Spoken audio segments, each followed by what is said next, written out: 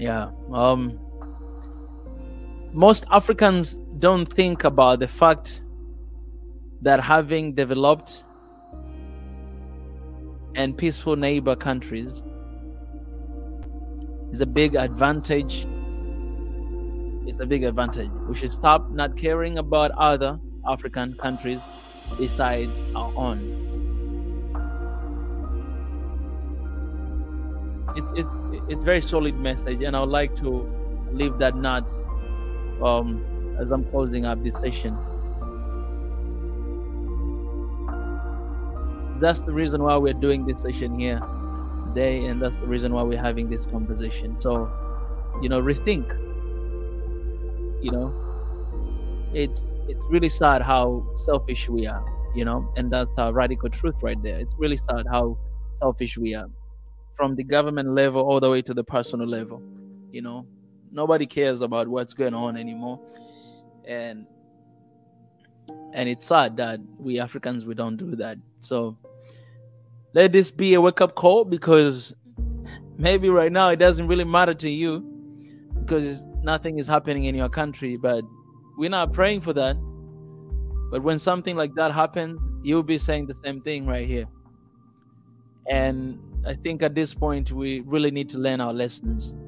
To everything that has been happening, going on in this country and that country, we have to learn our lessons and do different. Like, this generation must do better. We have to do better. We have to do better. And the only way out is one Africa and fight together to stop this.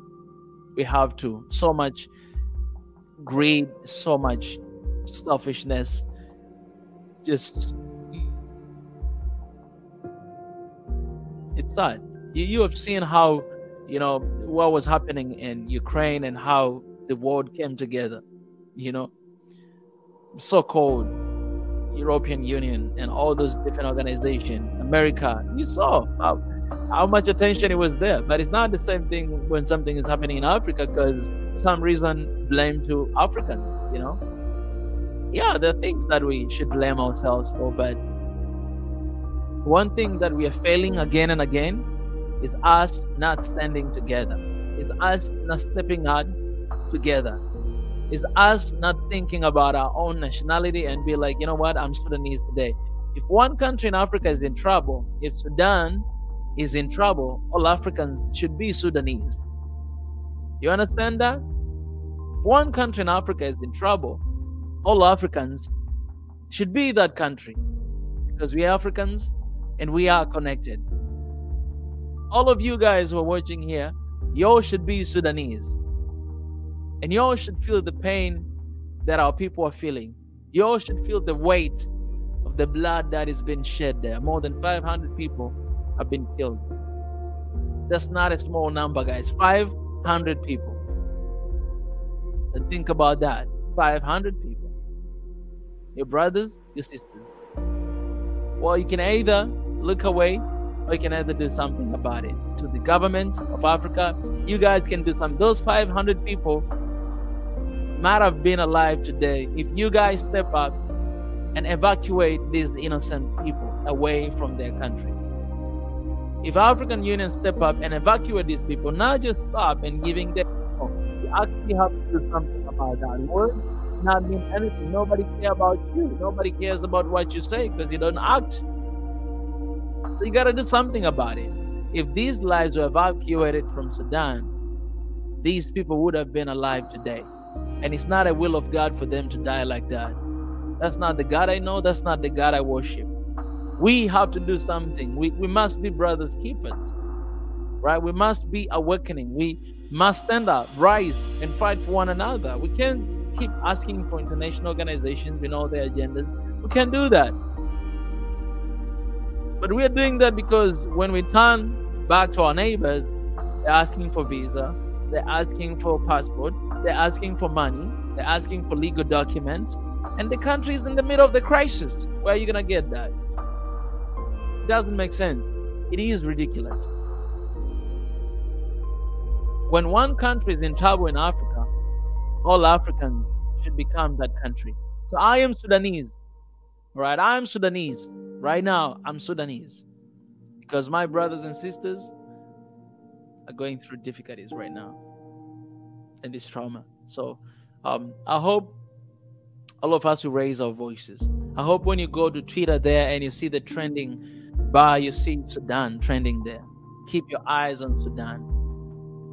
And there's a link. I shared the website. If you guys want to participate, to donate actually something, do donate whatever that you got. It will help our people. It will help those wounded, innocent people that are dying right now. And hopefully these two greedy men will stop whatever they're doing for the sake of their country. Because at the end of the day, the country will no longer be there if they keep fighting people. This country is not just the place, but it's people. And if you have 500 plus people dying, what do you expect to have at the end of the day? This war must stop.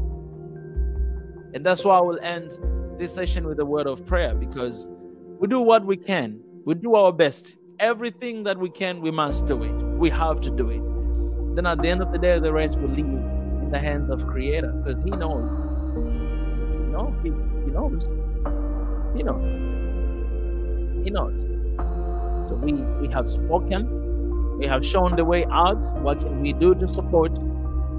And we are keeping our travels and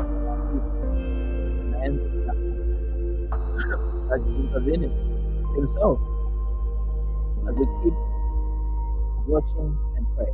All right, that's the most important thing. Pray for Sudan. Pray for our brothers and sisters in Sudan.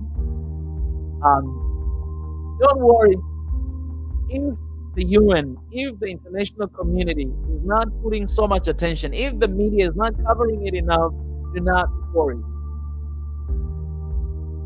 Because sometimes it's even better that they're not doing that. Because you know what will happen after that. Just know that God knows what is happening. And when we come together as one people, as Africans, and we pray, God listens. And God will heal our land.